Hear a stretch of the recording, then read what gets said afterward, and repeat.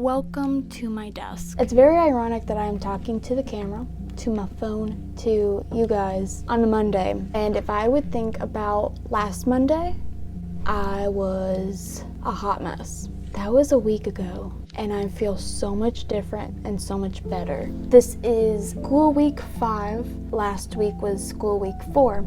And that was when I was really feeling like, oh shoot, I miss home. Oh shoot, I'm 6 hours away from my family. Oh shoot, I miss my friends. I miss my family.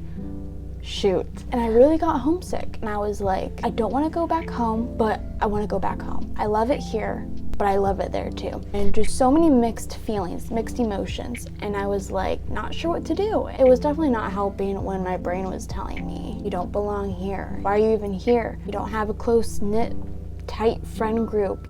I kept comparing myself to all these other people. Oh, well, they have a friend group. Well, they have a friend group. And that's not fun. From the moment I got onto campus till then, I bottled up pretty much all of my emotions. Like, I'm not homesick. I'm just really numb. And I was numb for quite some weeks. That had definitely started to wear off, and then I was trying to ignore it.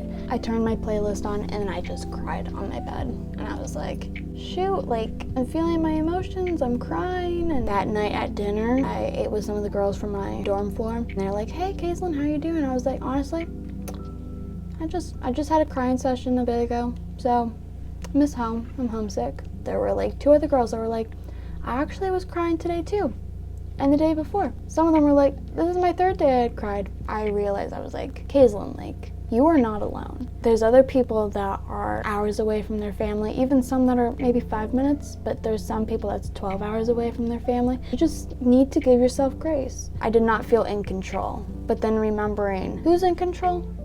Me? Not really. God? Yeah. 7 days later, here I am, talking to more people on my floor, talking to some of the people in my classes, being like, how are you doing? Oh, I'm doing good, how are you? And I will just be honest, they start opening up about how they've been having a crummy week. I tried to be accountable with the people I was talking to. Next time I saw them at my classes, we're all doing a lot better than we were Monday, which is just amazing. Freshman year is definitely difficult. Even in high school, freshman year is difficult. I wrote some notes about what the sermon was today. Matthew 4:24-25-ish, Jesus is talking about preaching and teaching and how that is linked up with healing and restoration. What is that? Preaching and teaching equals healing and restoration. As we teach, as we gain information, as we learn, we are healing in whatever we may be going through, and we are restoring.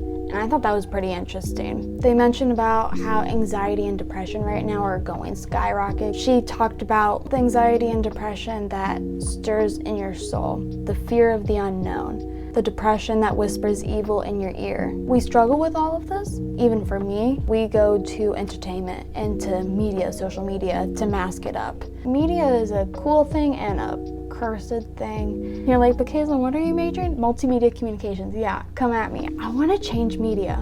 And that is why I'm in this major. How do I make media that can help us with anxiety and depression, bringing God into it without like stuffing it down your throat, right? Like, does that make sense? I want to make media that will help remind us of all of this good news. This good news in spoonfuls, not just chugging it down. Instead of just waiting for the kingdom God to come down right now, it's just a good reminder that the kingdom is right now.